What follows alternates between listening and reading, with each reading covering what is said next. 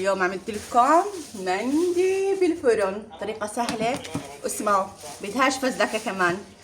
شوفوا اللحمة، بسم الله ما شاء الله، احكوا ما شاء الله ما شاء الله، صلى على سيدنا محمد. شوفوا العظمة، العظمة دايبة، شوفوا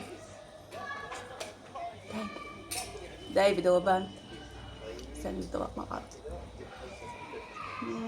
خلينا نبلش الوصفة. يلا نعمل مندي على السريع.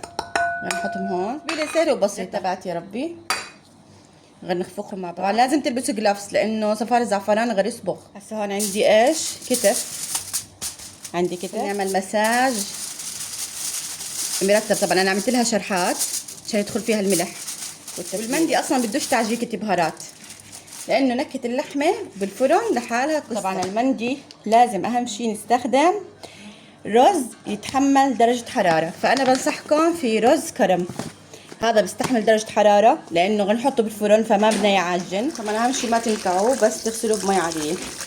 غير أعمل المندي بصينية لأنه ما عندي صراحة طنجرة بتتحمل الفرن. غير أحط سمنة. هون عندي بصلتين كبار مربعات، بدي أخليهم يتحمروا شوي.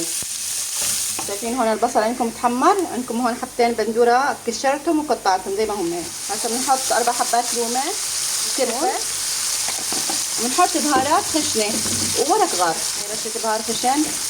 يعني شايفين بهاراتها بسيطة في الرز اللي غسلناه بس بدون نكهة. هسه خلينا نملح وغير نضيف عليه مية عادي بحرارة الغرفة، مو مي ساخنة. شايفين هيك عيار المي. هسه غير اغطيه بقصدير واعمل عليه خروم.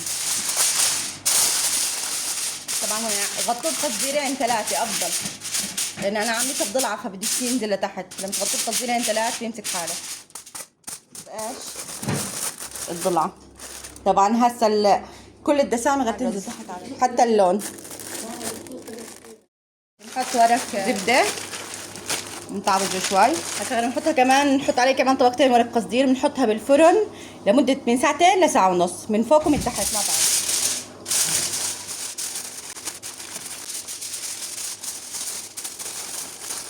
هيك صار جاهز. هسه شو خلصت الطبخة نشوف وضعها. اشي ناهي وما احلاه. حط العظمة فاصلة منتية.